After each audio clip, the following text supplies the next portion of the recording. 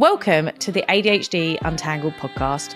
I'm Rosie, your ADHD coach, trainer, and fellow untangler. This podcast is where we stop fighting with our ADHD brains and start understanding them. Each week, we dive into real conversations with experts and incredible minds to turn your struggles into strengths, so you can find clarity in the chaos and start living in a way that feels more authentic to you. So if you're ready to start seeing your ADHD differently, then you're in the right place. Let's get untangled. Next to me, we have everybody's favourite neuroscientist. He's an ex-yoga teacher, former go-go dancer. He's the ADHD Untangled coach trainer and one of my favourite human beings in the whole world. I welcome Dr. Miguel. Can we clap you? Hello. So, question number one. Yeah. Can we clear up a really important question that I'm not sure is true or not? Can sugar cause ADHD? No, what a load of bollocks. That is the scientific term, by the way. Yes. Yeah. What a load of bollocks. Did you hear that? Yeah. So it can't. No, it cannot. Okay, so you are all about the gut health and ADHD. So today, I really want to focus firstly on eating disorders and ADHD. Mm-hmm. So I found, and you might have other stats on this, because I know you're a researcher yourself. Yeah. But we are 3.8 times more likely to have an eating disorder compared to people without ADHD. And in particular, binge eating disorder is 19.8%.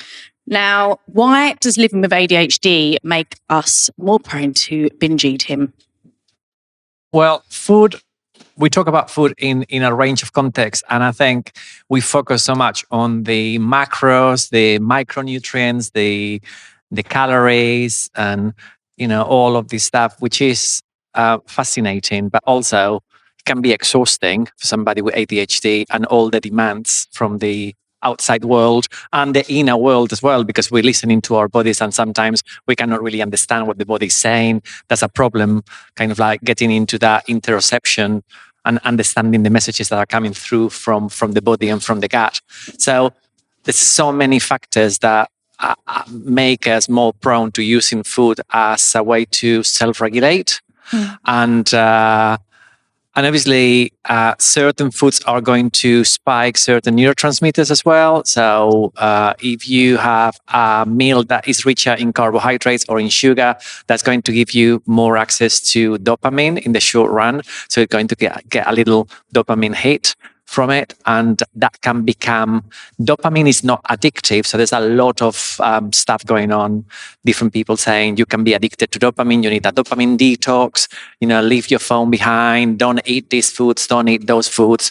Dopamine, no neurotransmitter is addictive, but the behaviors around how those neurotransmitters are produced can be addictives in themselves, just because we like how we feel when we have had that dopamine hit.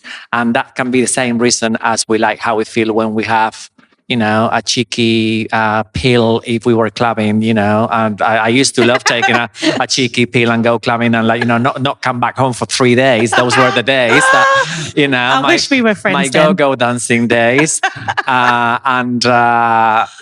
Or, sex can spike your dopamine. It can become an addictive thing as well. And food can be a bit of an addiction in itself. And the thing that I like about this and the science around this is that, yes, you will find papers if you want to rationalize it and make it all about the science and everything else. PubMed ID paper, blah, blah, blah, will tell you that there is such a thing as food addiction. There might be, but a lot of the times in ADHD, it's not about addiction, it's about regulation, and it's about re-embodying ourselves in the body that we inhabit, because we disassociate from our body in a range of different ways. I've just mentioned some: drugs, alcohol, sex, relationships, whatever, being busy all the time, like these people who don't stop. I'm just like, I'm doing this from like 7 o'clock in the morning, and then I've got this like business meeting, and then I go business lunch, and fucking hell, it's like, when do you stop? And it's just making me aggy just like listening to you. It's like, it's giving me like a panic attack just thinking about you like being so busy. And so there is that kind of addiction to busyness as well. It's like, oh, how are you doing? Are you busy? Okay, no, is that important? I'm not particularly busy at the moment. Are you going to judge me? And then there's the RSD kicking in, thinking, oh, she's going to judge me because I'm not busy enough for her. Or, there's all that kind of stuff going on. So there is the nuance that I think we disassociate from what we feel inside. And for me, the most important thing, with a background in nutrition, going back like 20 plus years now, and then got into the neuroscience. Like, you were addicted to drugs. I was addicted to having a good time, to be quite honest. I just wanted to get off my face because I wasn't quite addicted to the drugs. I was addicted to the party, and then I got addicted to degrees, and I thought, oh, nutrition is nice. Well, I kind of like studied business to start with. I wanted to be a hairdresser at one point because I thought, well, I was gay. I didn't fit in. University is something a bit boring. And my mom said, oh, you need to be a doctor. And I'm thinking, oh God, like needles. No, I cannot do that. And then I didn't have the marks for being a doctor anyway. I didn't have high enough marks. I could have gone to some crappy university in wherever to study it, but I didn't want to do that. Dare they? I know. And then I ended up doing 1 year of philosophy because I thought, oh, that'll be fun, philosophy. I spent the whole year stoned with my friends on the campus, and I met some lovely people that I'm still friends with anyway. And then I thought, what do I do? Okay, I'll do business, because it's like, oh, business sounds quite good. It's like the 90s, your business. I thought John Collins and like Dynasty, you know what I mean? Like big shoulder pads and all of that kind of thing, power dressing. I thought business sounds quite good. Okay, and then I came to London and I did like more business. And then I thought, oh, I want to be a yoga teacher. I went neck deep into yoga teaching, training with the British Wheel of Yoga. Oh, I learned about Ayurveda a little bit. Maybe nutrition would be good. And then I went to university again to do nutrition. And then I went to university again to do clinical neuroscience, and I did microbiology, and I did my doctoral degree in mental health and the gut-brain connection. So I'm kind of addicted to all of absorbing things and knowledge, and going back to college. And my husband is saying, no, another degree, because now I want to do psychology and behavioral science. And he says, no, you're not going back to university. And again, I think, before my diagnosis and before dealing with a lot of trauma from childhood and everything else behind a lot of the stuff that I did, and that explains a lot as well, along with that diagnosis of the ADHD, I realized how I disembodied myself from myself. I was looking at my body, and I guess I wore a lot of makeup and eyeliner and everything else when I was a teenager. I guess I would have been non-binary if I had that kind of label at the time. I never looked at my body and thought I feel particularly masculine or feminine. And I was not bothered about the term. And I think, again, that was another sign that I was disembodying myself from myself. I was just somewhere in the ether, and it took me years to land. And alongside that, bear with me, this is brain dump ADHD. So, 35 years of disordered eating that started in my teens, taking speed tablets, slimming tablets that you could get in Spain, just being polite to the pharmacists at the time, this is the 90s. And, Define polite. I didn't eat all day. It was quite similar to really strong ADHD medication, but it just suppressed your appetite completely. So I just had a coffee in the morning and a croissant, and then I didn't eat again, at all. And then laxatives, purging, restrictions. And then I studied nutrition, and suddenly I got some knowledge, and I thought, oh my God, gluten is so bad. Oh my God, dairy is so bad, it's going to kill me. Oh, lectins is going to kill me. Everything was going to kill me. And I ended up being super restricted vegan, and then being a vegan for 6 years, but not eating anything that was potentially toxic to my body, hundreds of supplements. And kind of I've come full circle from that, on the basis that I think, now I looked at the cake and it said it contains gluten, dairy, soy, and I said, oh, give me some, because it's almost a way to prove to myself that it's not going to kill me. And a lot of the times it's not going to kill you. If you're celiac, it will harm you. If you have got a diagnosed lactose sensitivity and you need to run to the toilet, there's no point in you trying to prove to yourself that you can have a bit of cake with lactose. There's no point to be silly like that. But equally, there's so much that we put upon ourselves to try and demonstrate things, and it goes back to childhood trauma and being denied things or neglect, or like in my own case, but it could be different variations of that in different people. That alongside the ADHD is our own way to punch down in a way on ourselves and to deny ourselves things that we deserve. So I think for me, nutrition can be defined by going back to our bodies, and binging and stopping binging actually is realizing that your body is talking to you. And a lot of the time, the reason why you're eating too much or eating too much of the things that then are going to make you feel like shit is because you have lost connection with your own body. In the way that we do it through different means, just disassociated from your own body. And also you have lost respect for yourself, because it's so easy to lose respect for yourself when you've been denied things over and over and over again and get and experience RSD and, all the kind of ups and downs that go with ADHD and potentially other neurodivergences as well. So sorry, that was my long answer. We love long answers here. They're always welcome. So I just want to, so what I'm hearing from what you've just said, it sounds like, and I've noticed this in my own stuff, with disordered eating, that a lot of the time, we can give tangible advice. Everyone wants a quick fix, don't they? They'll go, you must get asked all the time, how do I stop binge eating? Like people want to know, like, oh, don't eat after this time, or fast, or eat this stuff, don't eat that stuff. But from what you said, it sounds like it's a holistic approach. And actually, there's no point putting those tangible things in place unless you're going to work first and foremost with the relationship between you and your body, so the mindset and getting that connection, and having those holistic practices that are going to help you regulate your nervous system. And I think it's like what we were saying earlier, is ADHD really is about finding ways to regulate your nervous system. Otherwise, you are going to find unhealthy ways or extreme ways to do that without even knowing. Completely. And I think for me, if they said, oh, as a nutritionist, what can you tell me about like disordered eating? How can I stop it? I think, well, actually, before you eat, can you stop for a minute and if you can close your eyes, you don't need to close your eyes if it freaks you out, but like get in touch with what your body's trying to tell you. And actually, don't just take it as oh, this is nice, but it's a bit woo-woo. It's kind of I'm getting into my feelings and my emotions. But unless you actually tap into those, you won't know whether you are reaching for whatever you're reaching, and opening the fridge and actually stuffing your face because you're bored, or because you are dissatisfied with something in your life. And it could be a relationship, it could be work. In my case, I was diagnosed in the beginning of 2020. So just as the lockdowns were, we didn't even have a lockdown at the time that I was diagnosed. So, but just it was all starting with COVID. And I had a kind of like an attempt to go to a psychiatrist in 2013, 14. Yeah, around that time. But I kind of like got freaked out and I didn't. But, anyway, and I think things happen for a reason, and I learned a lot during that time. But when I got diagnosed and I was in a massively toxic working relationship, and then I started working from home, like 2020, suddenly I was in an office and I was not in an office, and the next day, everybody needs to work from home. And during that time, the amount of gaslighting I did to myself, like, oh, this is really healthy.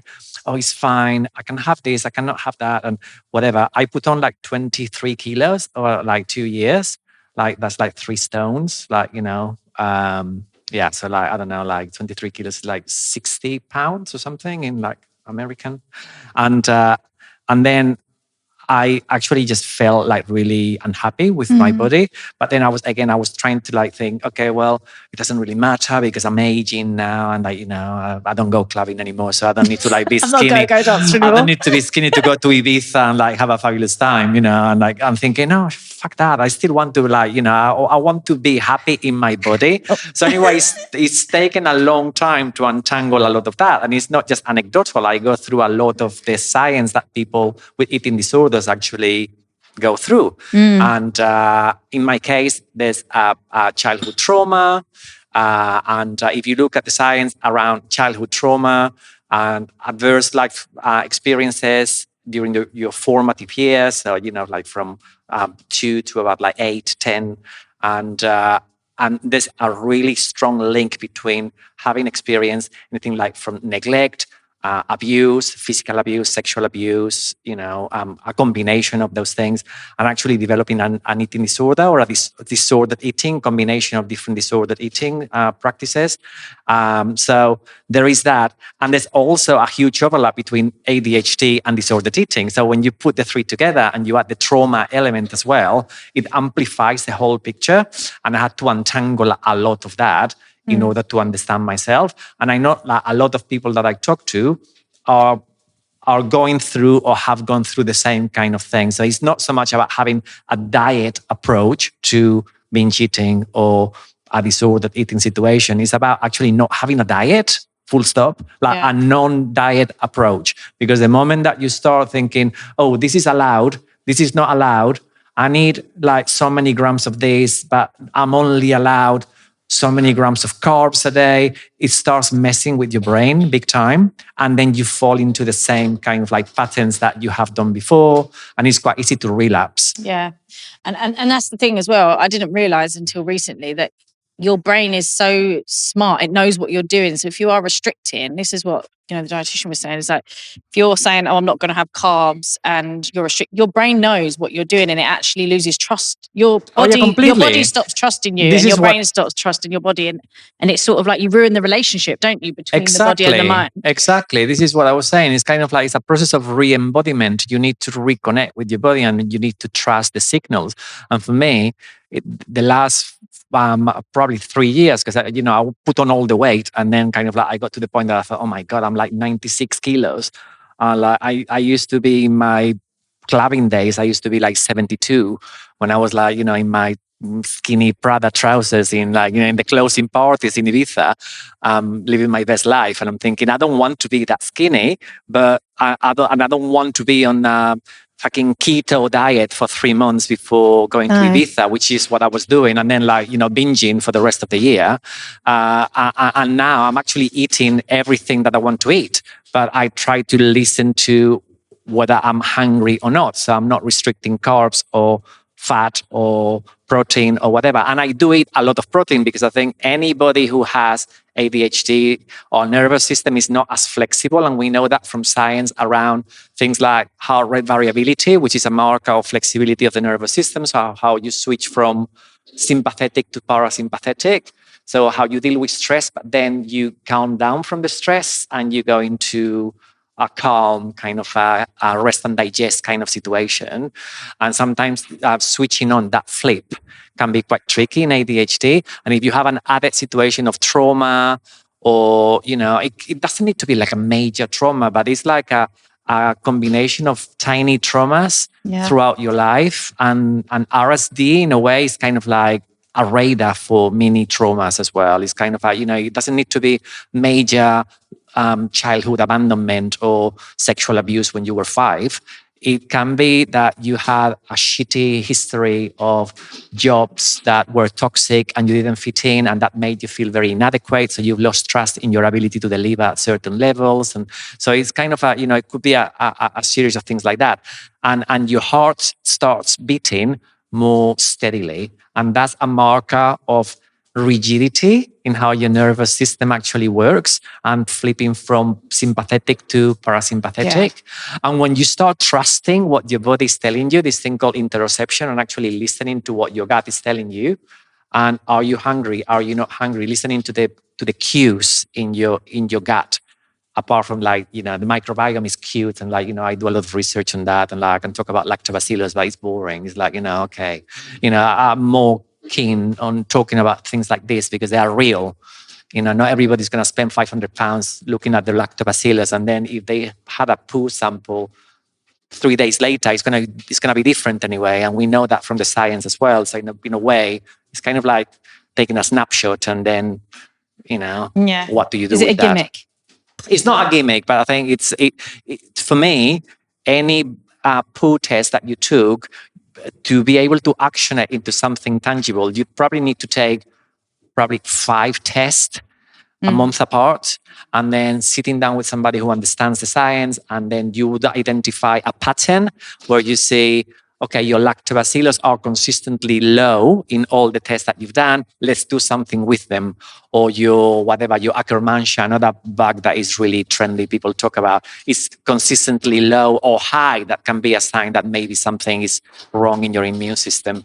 And then you do something with it. But when you just spend a lot of money in the super duper, whatever private test, and then you go home with this super duper program with loads of restrictions and loads of things to take, loads of supplements and so on, that can be gimmicky. Yeah. Because it's just a snapshot.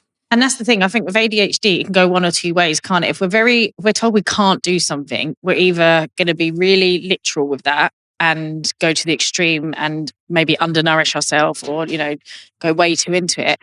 Or there's the demand avoidance side as well, isn't there? And then our brain's going to reject it. And that's where we lose the consistency of whatever it is we're doing. Exactly. So it needs to have, I always say like flexible frameworks, but that's what I want to say. I suppose like if there was one thing you could say to someone tomorrow that they could start doing to, find a better balance or relationship with their food, what would it be? Like if you could be one thing? Well, I would say like tangible thing. Yeah, tangible things that have got absolutely fuck all to do with food, to be quite honest. So going to bed around the same time every day has been seen in large epidemiological studies. That means studies that have been done in whole populations over years, so we understand how something evolves over time, but also in large scale clinical trials, and they've been pulled into meta-analysis and systematic review. So we know that what we are reading actually is trustworthy, as opposed to somebody's done something with 3 people over a week and it was cute, but it was just an observation.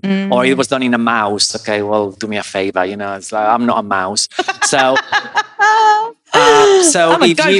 if you go to bed around the same time every night within a window of about half an hour, and it doesn't matter whether it's like midnight or 10 o'clock, whatever works for your body routine, clock, isn't it? But if the consistency of going to bed largely around the same time every night, that is actually linked with a whole load of positive outcomes in the body. It's linked with a better microbiota, because that means that if you go to bed at 10 every night, you normally tend to stop eating at a certain time. You don't stuff your face 5 minutes before you go to bed. Normally, most people don't do it.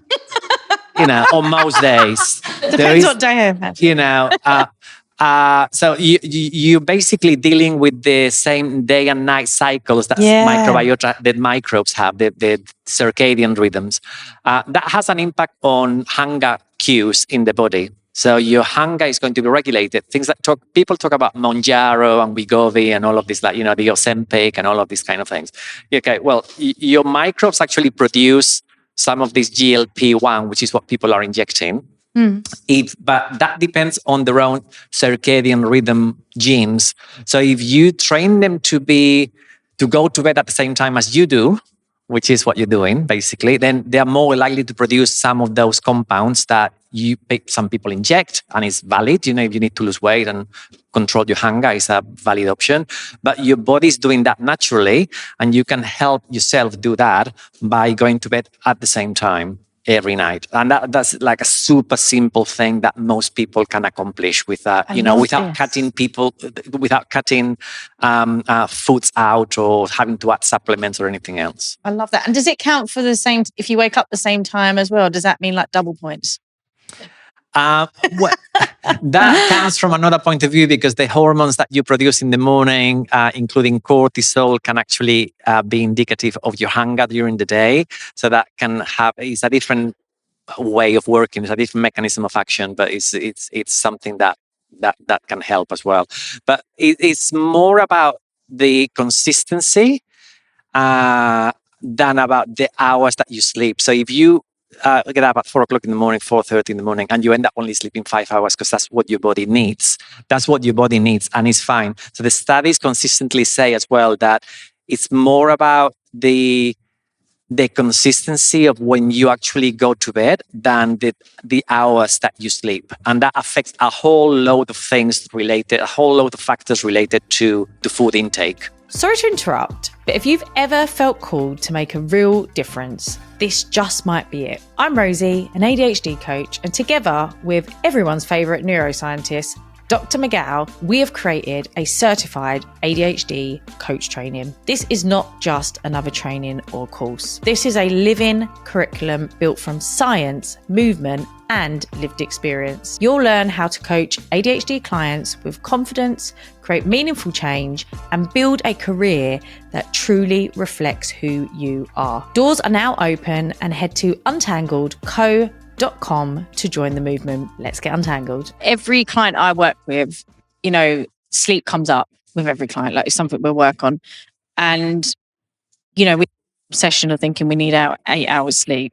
So are you saying that the 8 hour, what we're told is the 8 hour sleep method that everyone's meant to have, amount of sleep, doesn't apply for everybody? We don't all need it. It doesn't apply for everybody, and in fact, 8 hours might be too much for some people. Yeah, because I feel more tired if I've slept long. There is a curve as well. So it is in science there are some curves. So sometimes it's like super, the more the better. Sometimes the less the better, and sometimes you get to a point where the benefits actually stop. And around 7 hours, you stop losing the benefits of sleep. So around 7 hours is shown to have. Because you can oversleep. The typical things that you judge as a scientist is all-cause morbidity, which is all cause of potential diseases you don't want to get, like cancer or, diabetes type 2 and blah, blah, blah, and all-cause mortality. So those two indications, when you see them in large studies, that they give you the idea that something is good or bad. And what we do know is that anything above 7 hours, the increments in benefits that you get are negligible compared to less than 7 hours. If you go from 6.5 hours to 7 hours, the increment is in benefit is shoots up. But anything from 7 hours, it plateaus. That makes so much sense, because 6.5 hours to 7 for me, I can feel the difference. Yeah, me too. And that's what I was going to ask you, is like, how does someone know though that, because I do think we have a lot of ADHDers that go, I don't need a lot of sleep, and they're getting like 3 hours a night sleep. And I'm like, oh silly. My God. How do we know if the sleep we're having is enough?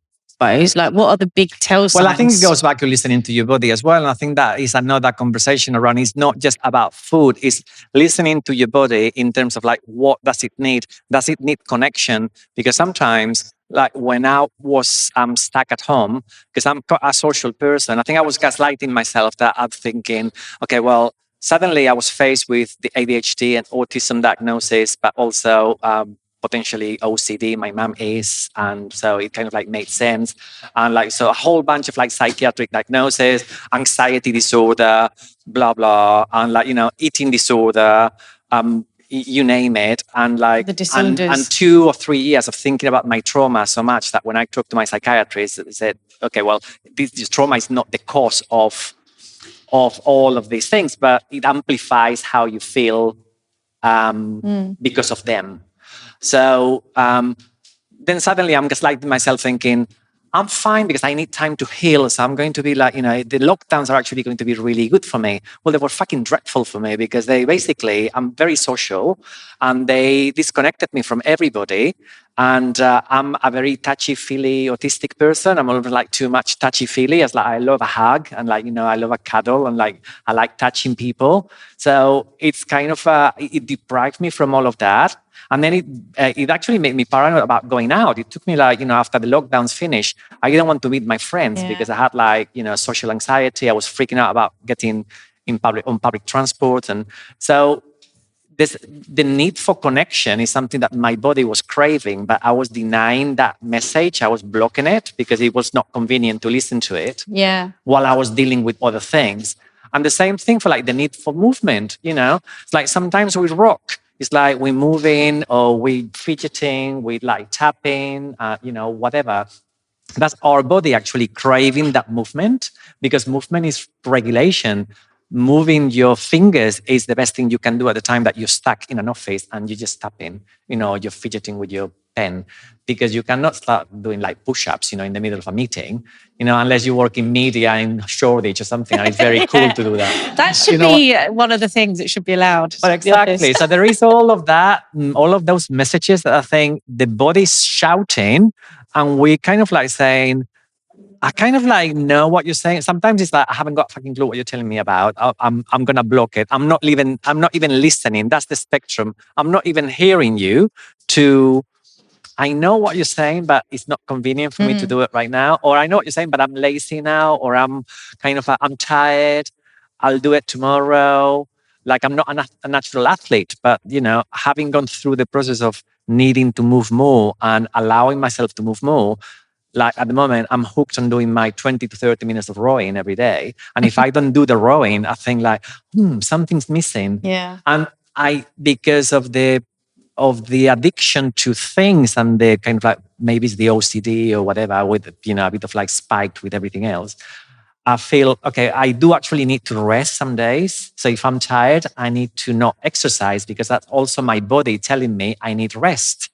And I maybe need, instead of actually doing the exercise regardless, I need to have a long bath.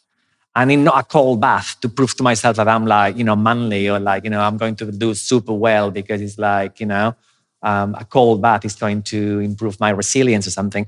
No, because I don't fancy a cold bath. I fancy, I don't want like cold exposure. I want a warm bath, a hot bath with salts.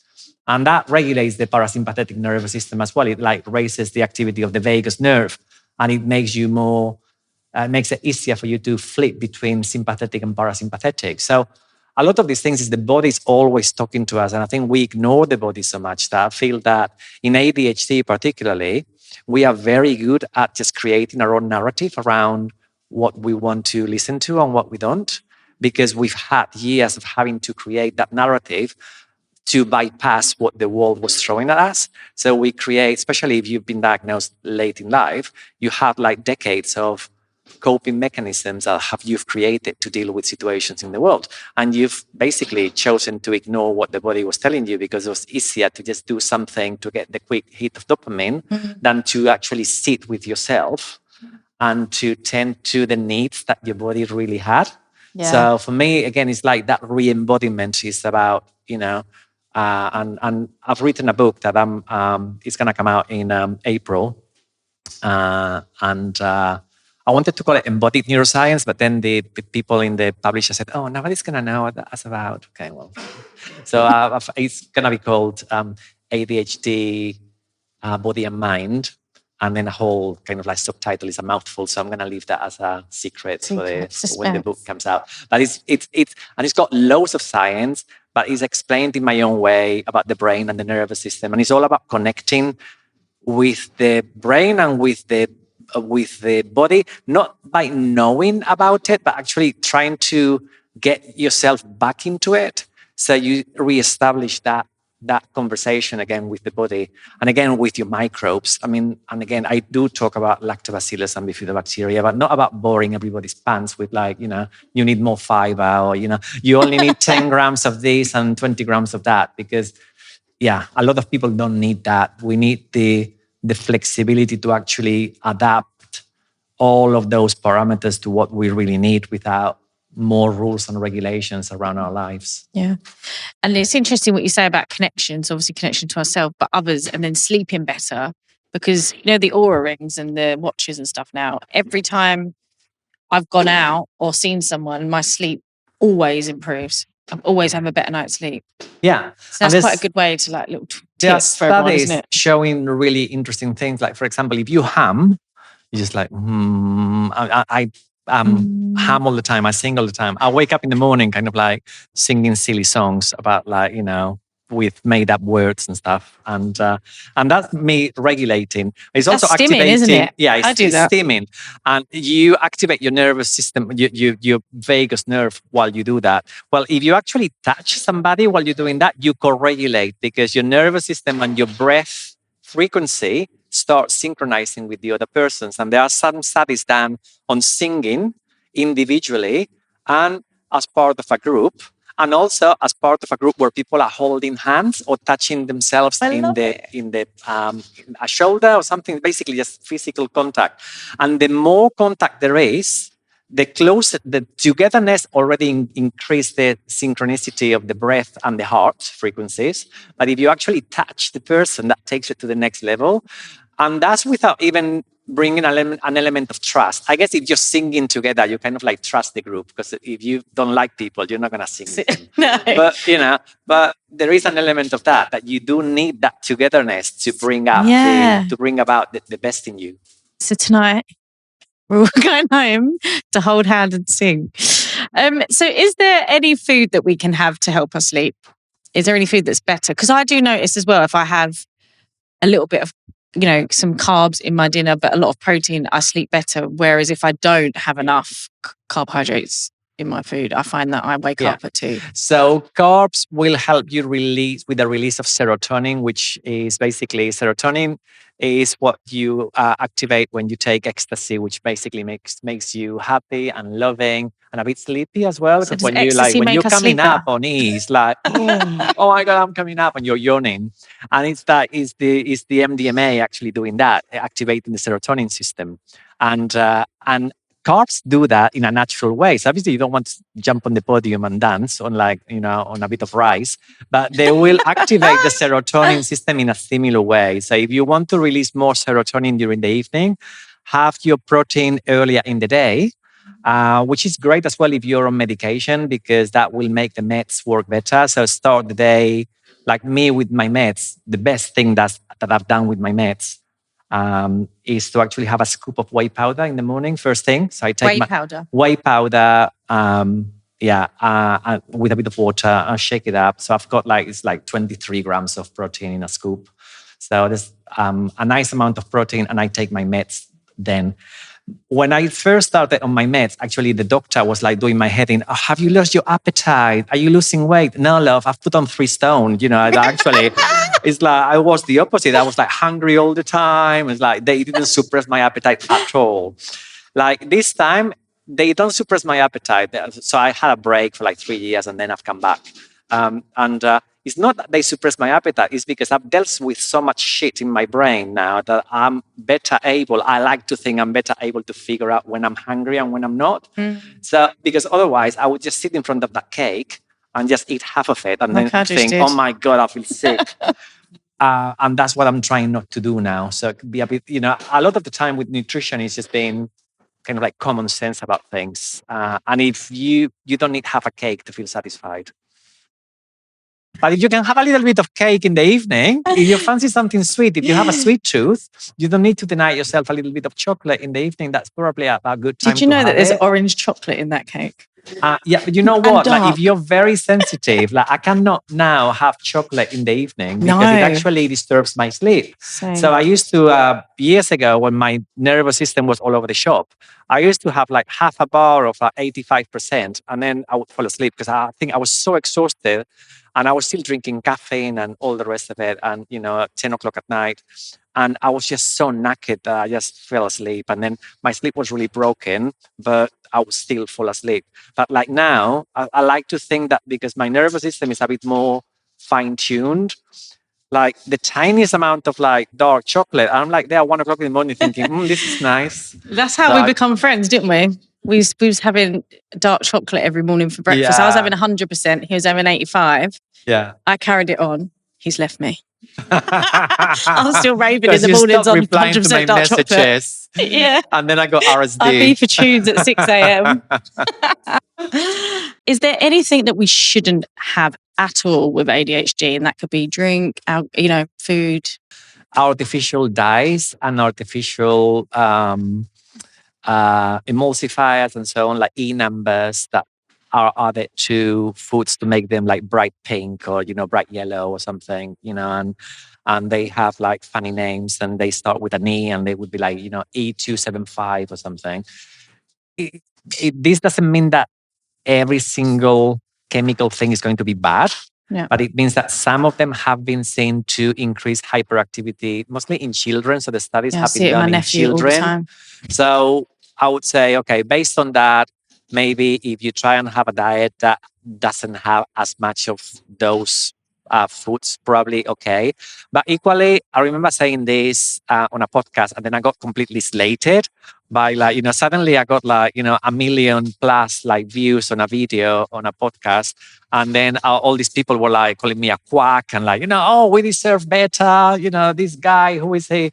Because I said a few things like that. And so I think people need to take this with a pinch of salt and just see what they resonate with.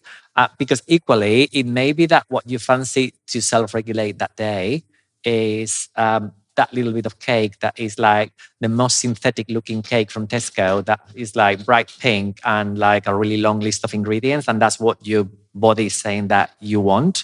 Well, it's probably not going to kill you, but I would say that things like that are probably not the most beneficial for ADHD.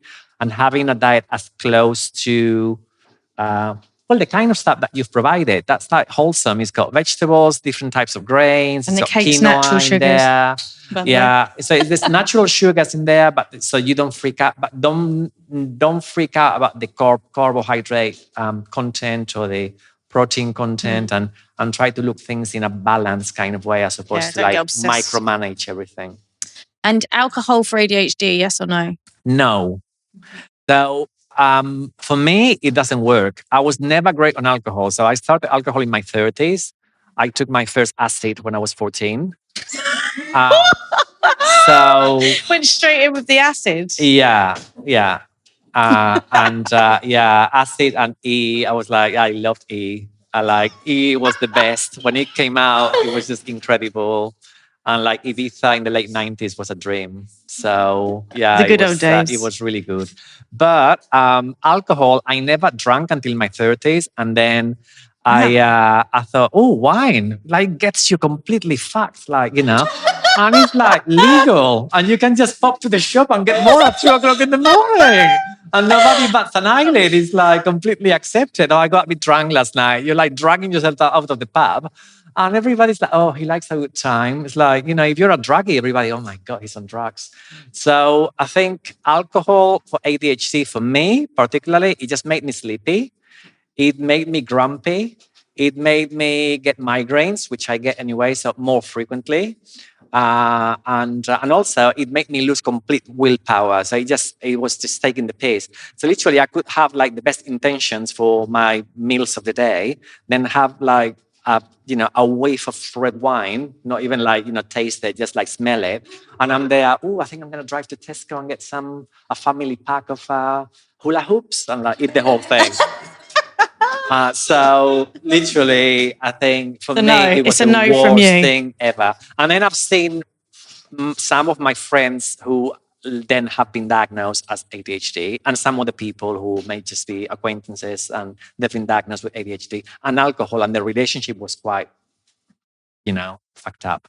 So I think if you can avoid alcohol, probably it's going to be a good thing for you and your relationship with yourself. And if you cannot, maybe try and keep it low, as opposed to just be. I think that's the hard part, though, isn't it? I'm not going to go down this road because we've gone over, so we've got a few minutes. But I also remember the hangover food, and I think that has got to be, now looking back, an ADHD thing.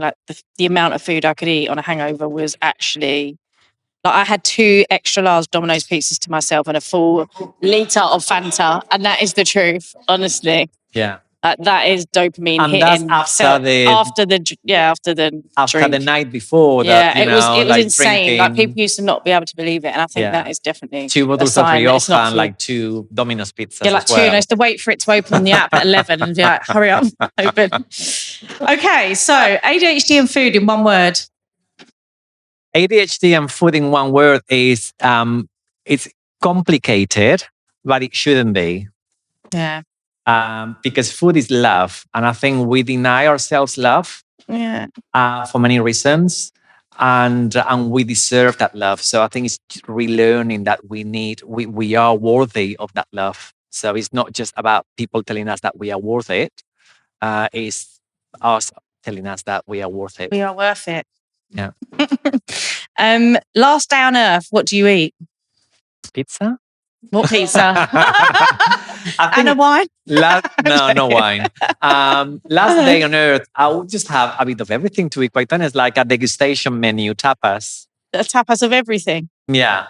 Everything. Would you eat? You don't eat meat, do you? I don't eat meat. No, I feel sorry about eating fish as well because they're very cute. So I would ideally not eat animals, but yeah, I know fish is so good for us that I kind of like blind myself from that. Yeah. Yeah. Okay. Vegetarian tapas. Vegetarian tapas. I like that. Yeah, maybe I eat a bit of MDMA as well. It's gonna be like the last day on the earth, might as well. Yeah, God. You know what I mean? Sprinkled like salt. Okay. A life with or without ADHD, if you could go back. Say that again? A life with or without ADHD, if you could go back. I think with, because I think I feel deep, and I think that's my ADHD. And I wouldn't want to just feel more superficial. I love the depths of my feelings, and sometimes it can be difficult to deal with them because it's like you get hit by a truck. It's not just like feeling a little bit of love. It's like, oh my God, I'm so in love. I just love this guy so much. Oh my God, he's gorgeous. Oh my God. You know, Next thing you're married. Yeah, or like everything feels amplified. But I think that's beautiful as well because you know it's just the depth and the complexity of the feelings. I wouldn't want to have it any other way, to be quite honest. I love that. So what words would you say to someone who's struggling, I think, with their food right now and they've got ADHD and like you said, they're feeling, shit about themselves. What would you say to them right now? I think it's a journey and not to rush it because it's like, if I start from the first time that I took like appetite suppressants thinking that it was cute to when I started eating normally, in quotes, it's been like 35 years. Mm-hmm. So hopefully it's not going to be as long for everybody. But, it could be that you take 6 months to go through what you need to go through. It's like things don't happen in isolation in lives. They come in waves and they come in kind of like clusters. And you might be dealing with something that's more important at that time that actually getting completely on top of your food. Mm-hmm. So don't get obsessed with food. Love yourself through food. Love the connection with food and enjoy cooking and making things. Creating is really important for ADHD, and creating something tasty that your body thanks you for is really important. So yeah, just creating a healthy connection with food as much as possible and taking your time to explore what that looks like for you, as opposed to feel that you need to fit into anybody else's rigid kind of a pattern. Do it your own way. Yeah. Wonderful. Thank you. So tell everyone, when's your book coming out again? March? April next year. And I've got a retreat coming up as well at the end of January where we're going to explore all of these things in a somatic way as well. Mm-hmm. And our training course. On our training course. Of course, if you want to become a coach with Rosie and I, we are training coaches from January as well. So yeah, look me up and say hello. Yeah, where are you, Dr.? What is it? Dr. Miguel Mateas on, so Miguel, Miguel Mateas. Yeah, I never know how to spell your name. I have to always Google it. Yeah. Thank you, Dr. Miguel. You're amazing. Thank you. Thank you.